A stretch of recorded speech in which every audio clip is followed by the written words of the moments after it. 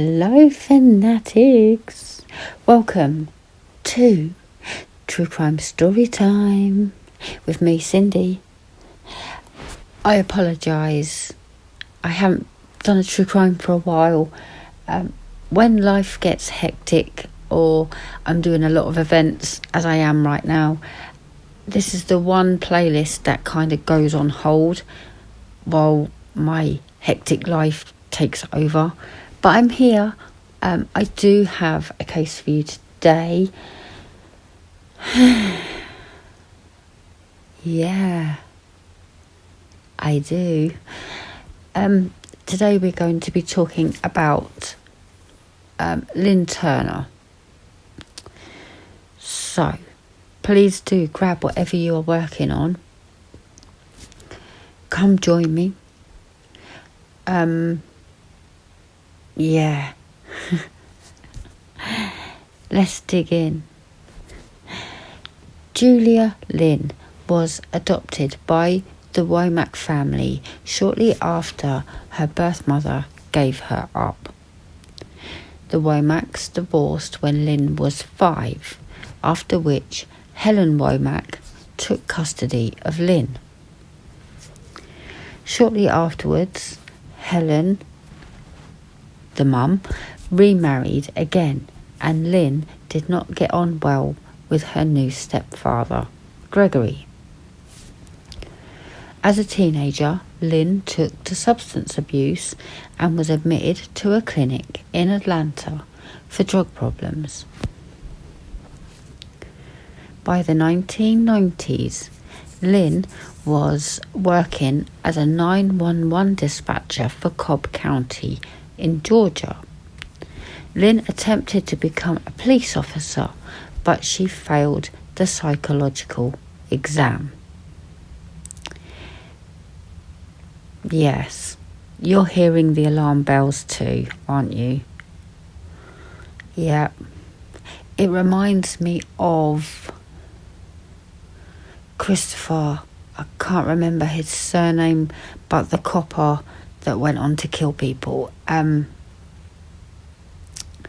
Yeah, begins with a D, I know it does. But yeah,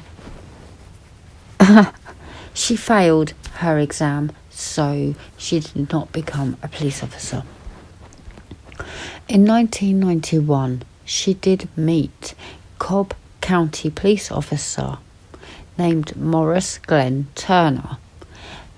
He was always known as Glenn, so I will be referring to him as Glenn. And she began to pursue him. She married Glenn in August 1992. Glenn began to work a job at a gas station to support himself and Lynn after she left her job. Shortly after they married, Glenn and Lynn began to have problems in their marriage due to Lynn spending more money than Glenn could make, and soon were sleeping in different bedrooms. At around the same time, Lynn began an affair with a firefighter called Randy Thompson, who was from Warner Robins in Georgia. Glenn was completely unaware of his wife's affair, and by 1995 he began plans to move out and file for divorce.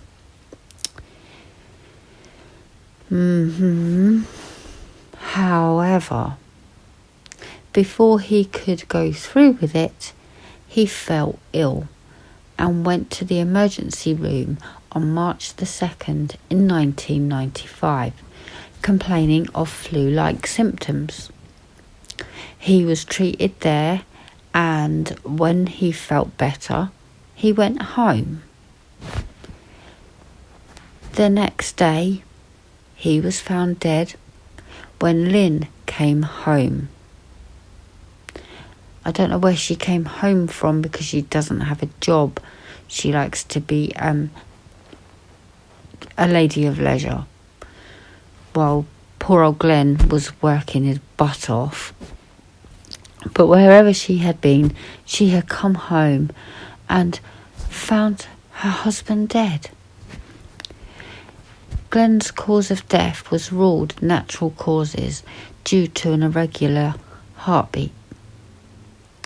After Glenn's death, she moved in with Randy Thompson, the firefighter who she had been having an affair with, and she collected $153,000 from her husband's death and pension. Lynn and Randy bought a house together and had a son and daughter, and they lived happily ever after. No, they didn't. By 2000, Randy and Lynn were having problems in their relationship, causing Randy to move out. On the 22nd of January 2001, Randy Thompson, aged 32, was found dead in his apartment. Randy had reported feeling ill with flu-like symptoms and had gone to the emergency room complaining of a stomachache and constant vomiting. He was treated and released on January 21st. Lynn made him some jello, and by the next day he was dead. She only collected $36,000. I'm sorry, only $36,000 in her boyfriend's death, because his $200,000 insurance policy had lapsed. She should have renewed it first, shouldn't she? Randy's reported cause of death was an irregular heartbeat, the same cause of death as Lynn's previous husband. Shortly after Randy's death, police reopened the case of Lynn Turner's death after finding that both men died under nearly the same circumstances. Suspecting something sinister, Lynn Turner's mother read Randy Thompson's obituary and called a named relative, saying she lost her son very mysteriously, as well as stated that both her son and Randy had a common connection. Lynn. Blood tests later found that antifreeze was found in Randy's system. Police discovered that Lynn had visited an animal shelter asking about how to put down a stray animal and what poison to use. Glenn's body was exhumed and antifreeze was also found in his kidneys. Crime scene photos from Glenn's death contained a photograph of the garage where antifreeze was visible. 10 months after Randy's death, Lynn was arrested for Glenn's murder. She was tried for Glenn's murder in 2004 and was found guilty. She went to trial in 2007 for the murder of Randy Thompson, ultimately being convicted. The state contended that she poisoned both men by placing the antifreeze in their food, as it is odourless with a sweet taste. She faced the death penalty for the murder of Randy, but instead was sentenced to life imprisonment without parole. According to the Georgia State of Corrections website, Lynn Turner was serving her sentences at Metro State Prison. But it doesn't end there. Lynn Turner was found dead in prison on August the 30th, 2010. Her death was ruled a suicide. An episode of Murder She Solved on the Oprah Winfrey Network claimed that she intentionally accumulated enough prescription medication to cause an overdose. Now, she's murdered her husbands, both of them, in the exact same way for money. Can you only imagine what would have happened in her lifetime had she passed the psychological exam to become a police officer? It's quite a scary thought, isn't it? That this woman could have been out there giving jellos to anybody, her work colleagues, the public. It just beggars belief. It really does. But there you go, that is the case of Lynn Turner. She was ultimately found guilty on both counts of murder that she did indeed commit, and then took the coward's way out and committed suicide. Now this brings me to a little discussion with you guys, because quite separate to this, I was watching a show on Netflix called I'm a Killer. And not all, but most of their sentences were death sentences. Some justified, some not. But that's a whole different debate. Their death sentences, I think all of them were commuted to life in prison without the possibility of parole. Meaning, they will spend the rest of their lives in prison for the crimes that they committed.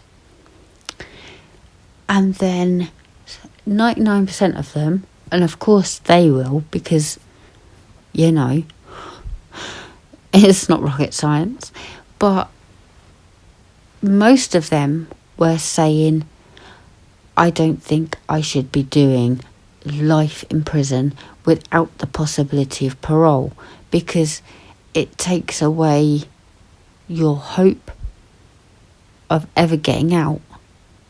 And I'm thinking, you killed people, you deserve to be in there. And people saw fit to hand down a death sentence. You should be grateful that you're still living, if that makes sense. I don't know. I think life in prison without the possibility of parole is a good thing, especially for the psychopaths, sociopaths, murderers, the real dangers to society. Like a couple of the people in that show, I mean, they're real people, but they don't deserve life in prison without the possibility of parole. I think it has to be not handed out willy-nilly. Do you know what I mean? But that's my personal opinion. Some deserve it, some don't. But what do you think? Life in prison without the possibility of parole. So knowing that they are never going to get out. I don't think we so much have that here in the UK. I think, like, I can't remember what Ian Huntley was sentenced to, but whatever he was sentenced to, when his parole came up, denied. So, do you know what I mean? You can go through that, but why upset Holly and Jessica's family? Because no doubt they turn up every time he's up for parole and go, no, because my kids would be married now, possibly have children of their own now. He deserves to be in prison, you know. But there you go. Thank you for joining me. As always, please do leave your thoughts and comments down below. And thank you so much for the love and support. It means more to me than you'll ever know. I will try to do more true crime, a bit more regular at least. But thank you for the love, support, making sure I'm okay and everything else. And I shall see you in an upcoming episode of True Crime Story Time. Stay safe out there. Bye.